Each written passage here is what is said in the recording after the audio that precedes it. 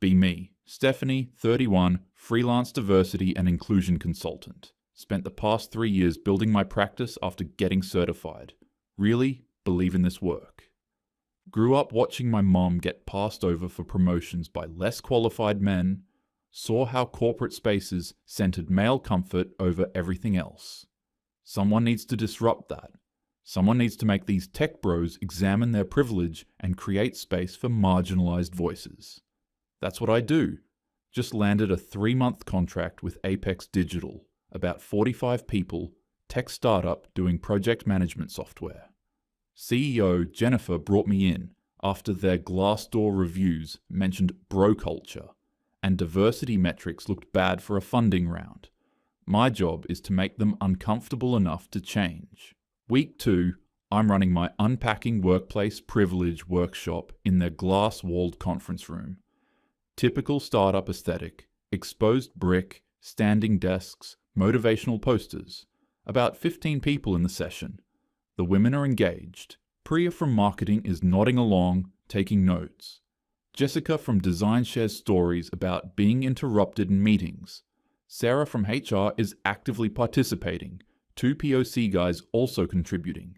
But the white guys? Completely checked out. Tyler's scrolling his phone under the table. Connor keeps glancing at his watch.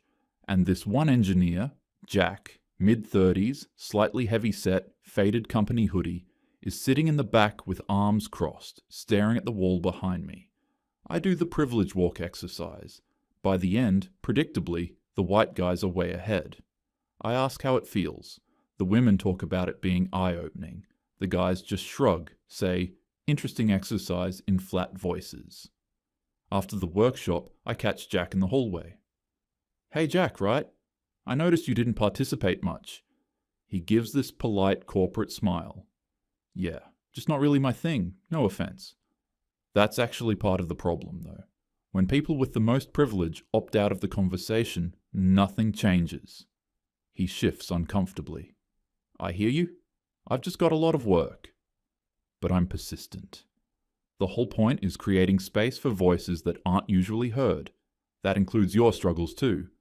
Men face things around emotional expression, vulnerability. He looks skeptical. Sure. I'd love to do a one-on-one with you. Just 20 minutes, confidential, no judgment, long pause. Finally, this resigned sigh. Fine. Yeah. Okay. Friday afternoon, 2 p.m. Small meeting room, no windows. Jack shows up exactly on time, looking like he'd rather be anywhere else. I start with softballs. How's work going? Fine. Project's good? Yeah. One word answers. I lean forward, soften my voice. Jack, this is a safe space. Nothing leaves this room. Sometimes the hardest thing is just being honest about what we're carrying. Long silence. Then, can I ask you something? What's the point? The point is that holding everything in doesn't work.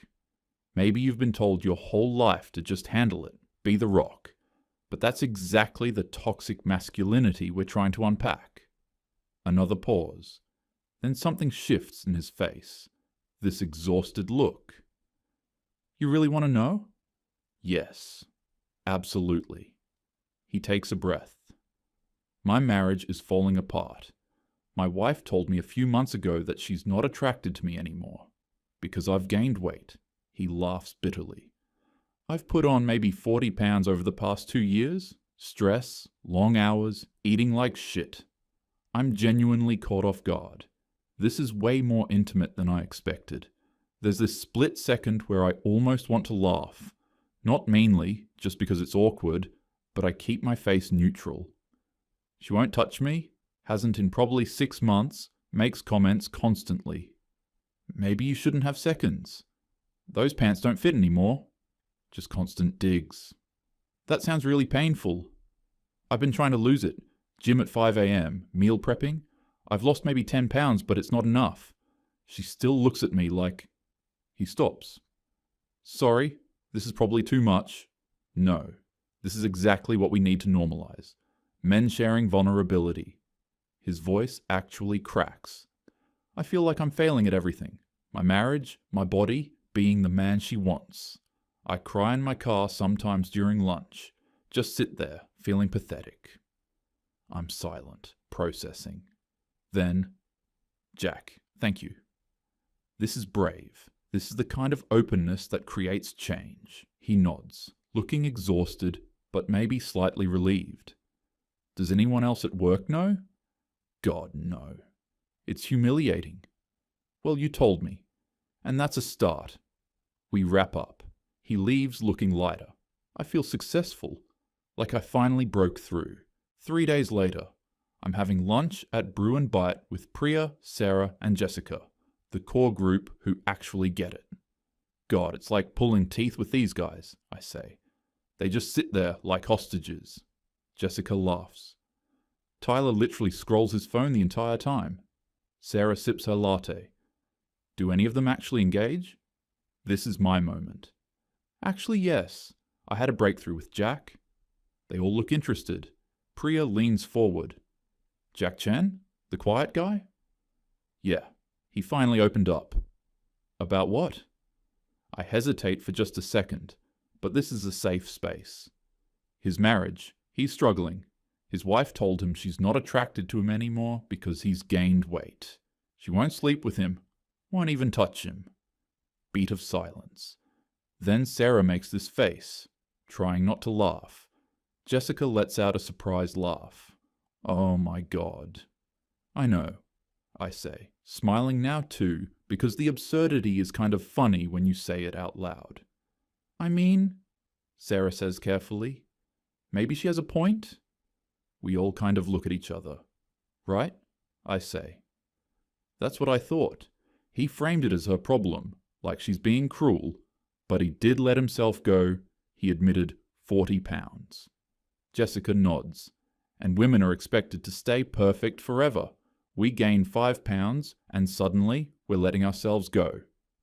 Exactly, I say.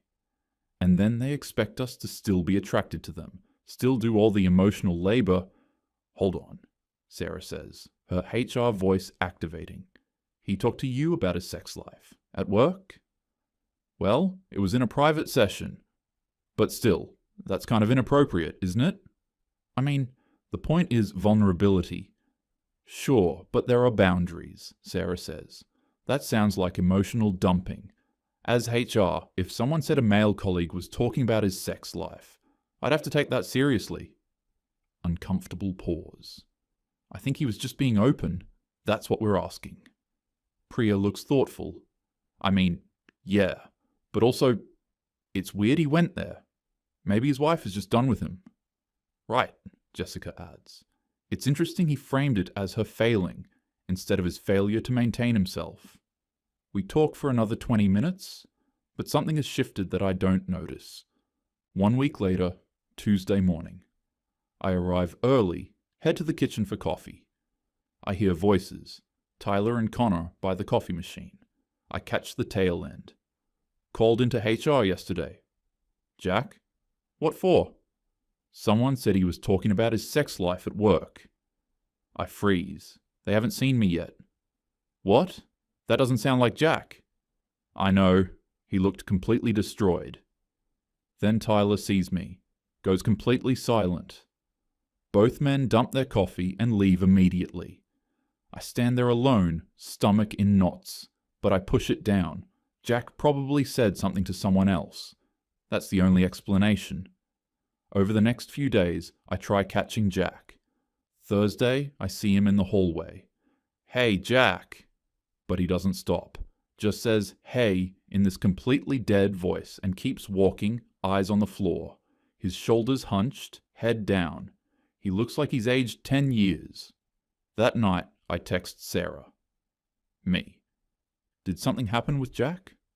Sarah. Can't discuss personnel matters, but he's fine. That, but he's fine feels ominous, but I convince myself Jack probably did something else. This is what consequences look like. I tell myself it has nothing to do with me. Over the next week, the male engineers are actively avoiding me. Monday morning, I catch Jack in the kitchen at 7:30 a.m. Hey, Jack, how are you? He sees me. and there's this flash of panic before his face goes neutral. Morning? Everything okay? You seem off. He finally looks at me. His eyes are hollow, dark circles, like he hasn't slept in weeks. I'm good, Stephanie. The way he says my name? Cold. If you want to talk, I'm good. Sharp now. He grabs his coffee and walks out. I try scheduling one-on-ones with the disengaged guys. Tyler declines within minutes. Connor accepts, then cancels. Something came up. Wednesday, I'm near the engineering pod and hear Connor and Tyler talking. Just be careful, don't give her anything. I'm not stupid. I know, but she seems nice and that's how they get you. I round the corner. They see me. Conversation stops dead. Hey guys. Hey, Connor says. They grab their laptops and leave. That's how they get you. I'm trying to help them. Friday evening. Company happy hour at Murphy's Bar. I arrive around 6 p.m. The women are at a high top near the bar. Priya, Jessica, Sarah, others. They wave enthusiastically. Stephanie, what are you drinking? I order wine, join them. The energy is good. Laughing, talking, shots, fun. But I scan the bar. The male engineers are in the far corner. Tyler, Connor, Jack, others. Not really talking. Just nursing beers in silence, looking at phones. What's up with them? I ask. Priya glances over. They've been weird lately. I asked Tyler to lunch yesterday. He made up an excuse, Jessica says. Sarah watches them thoughtfully. Probably just stressed. Or they're being babies about the workshops, Jessica says, rolling her eyes. We laugh, but one of the guys stands up, drops cash. Within minutes, they're all leaving. It's 6:30. They've been here less than 30 minutes. That's actually weird, Priya says. I feel frustration and unease. They're resistant to change. We're disrupting their comfort and they don't like it. Sarah nods. That's probably it.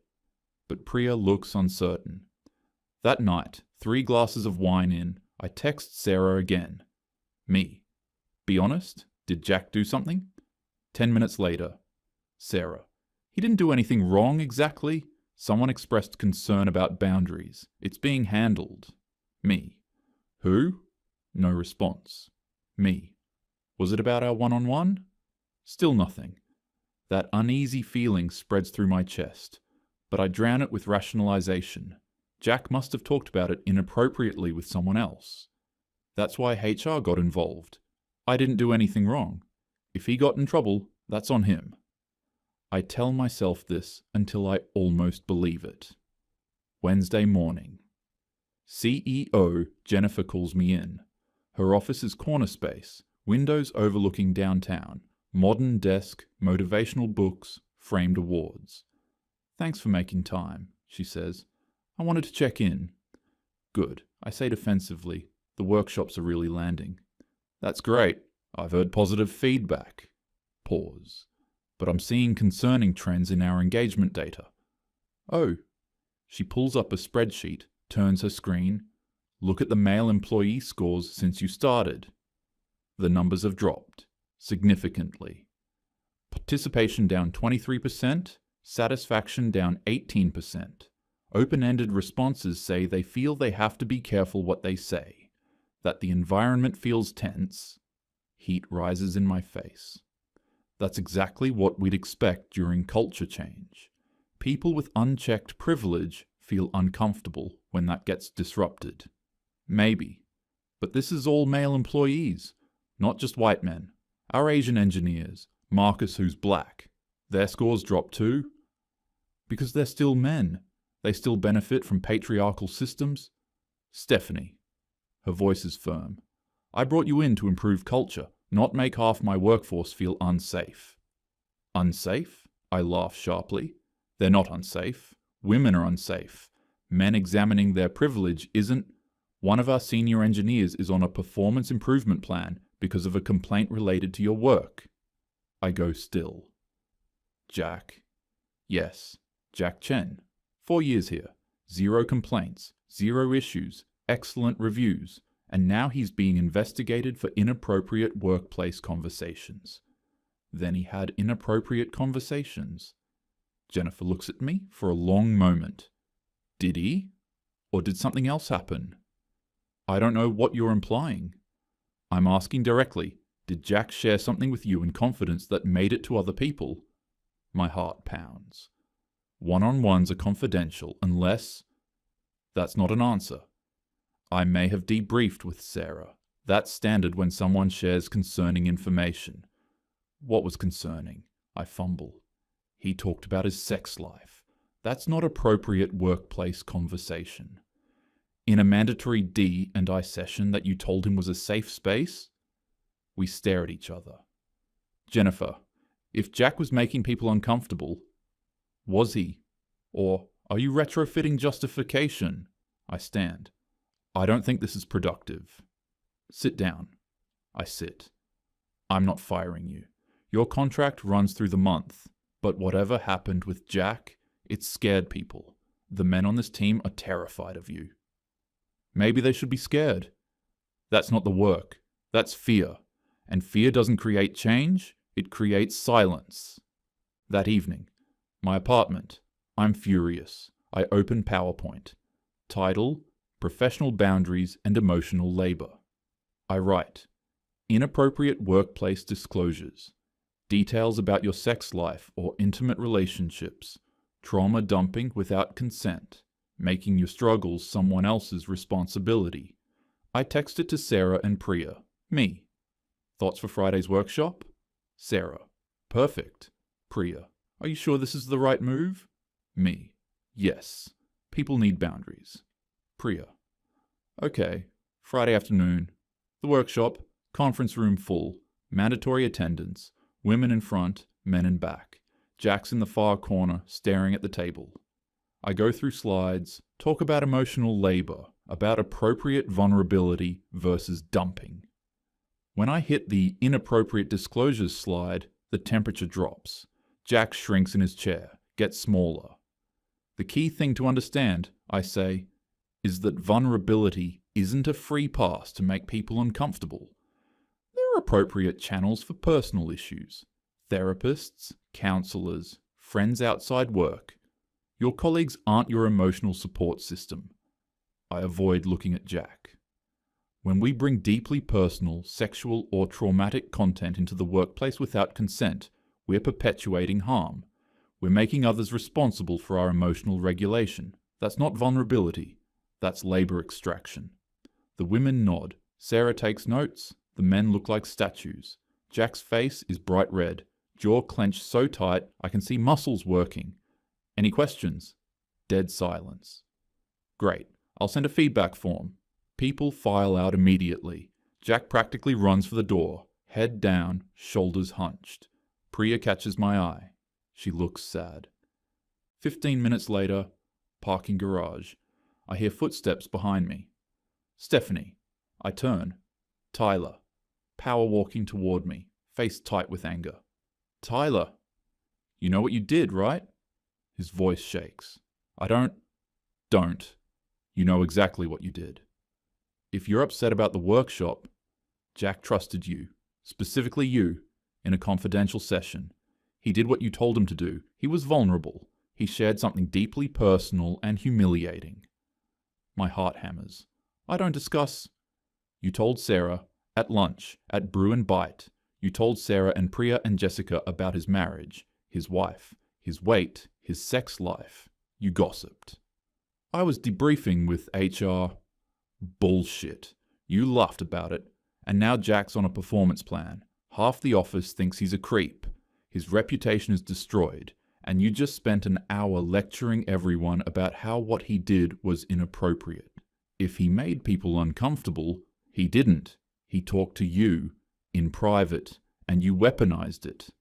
I feel cornered. Intent doesn't matter, right? Impact matters. Tyler laughs, ugly. Are you using your own talking points? Intent doesn't erase impact. That's on your slides. And now you're defending your intent? I can't speak. Jack worked here 4 years, 0 problems. Everyone likes him. and you destroyed him in 3 weeks because he trusted you. That's not fair. You made him the example. You made him the reason none of us will ever say a word. You want to know why we sit in silence? Because we watched what happened to Jack. Tyler's voice drops, quieter, more dangerous. You built a trap. You told him it was safe, then destroyed him for believing you. And when it blew up, you convinced yourself he did something wrong because admitting you betrayed him was too uncomfortable. He turns to leave, stops, looks back. He has 2 kids, a daughter and a son, 7 and 9. He coaches his daughter's soccer team. He's not some teaching moment, he's a real person. And you broke him. Tyler walks away. I stand alone in the parking garage, hands shaking. I don't sleep. Lie in bed, replaying it. Tyler's voice. You told him it was safe, then destroyed him for believing you. I keep trying to find the version where I'm not the villain, but it keeps falling apart. Around 3 a.m., I make tea, sit at my kitchen table in the dark, open my laptop, look at my slide. Inappropriate workplace disclosures. Details about your sex life or intimate relationships. I stare at it. Jack didn't bring it up in the break room. Didn't share it in a meeting. I asked him. I pushed him. Told him it was safe. Told him vulnerability was brave. And then I took what he shared and discussed it over salad. Laughed about it. Maybe she has a point. Oh God, I said that out loud. Monday morning, 7 a.m.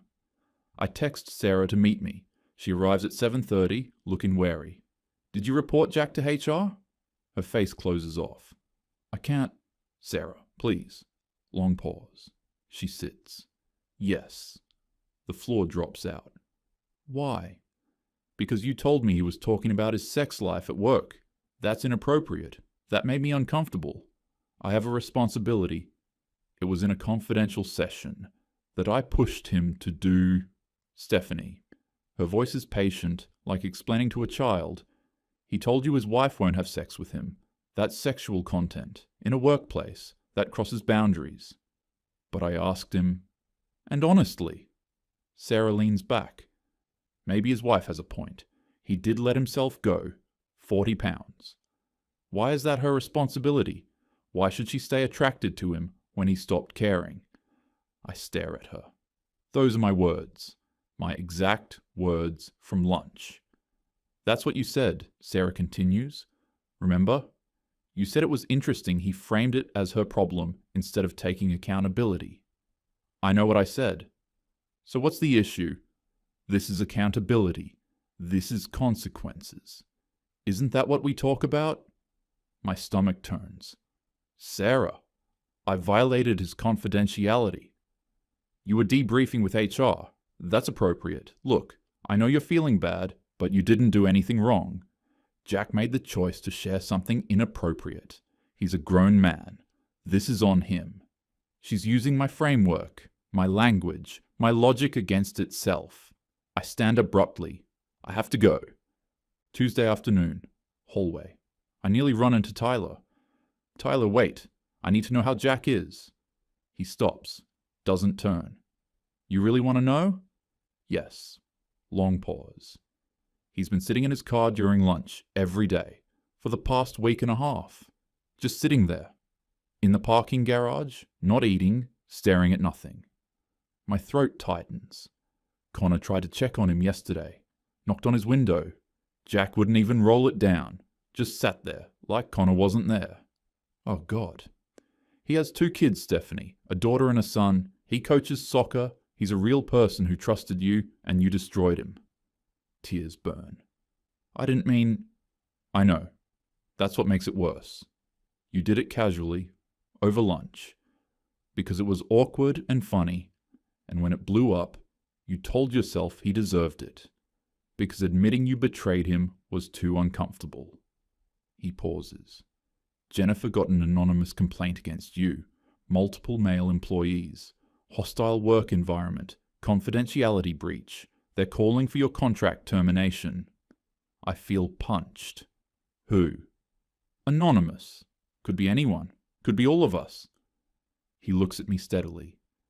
You built a system where silence is the only safe answer. Jack was the lesson. No one's making that mistake again. He starts walking. Tyler, what do I do? He stops. Doesn't turn. I don't know, Stephanie, but right now, you're the most dangerous person in this building. He leaves. Wednesday evening. I sit in my car in the parking garage. Same place Tyler confronted me. Same place Jack sits every day. Concrete. Fluorescent lights. Oil stains. Echo of engines. This is where Jack comes to cry. Where he sits alone because nowhere else is safe.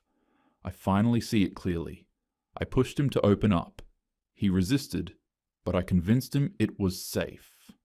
That vulnerability was brave, that nothing would leave the room. Then I took his most intimate shame, his wife's rejection, his body, his failing marriage, and discussed it over lunch. Laughed about it. Agreed maybe his wife had a point. I didn't protect his confidence, I violated it. And when consequences hit him, I told myself he must have done something else, something worse, because admitting I betrayed him was too painful.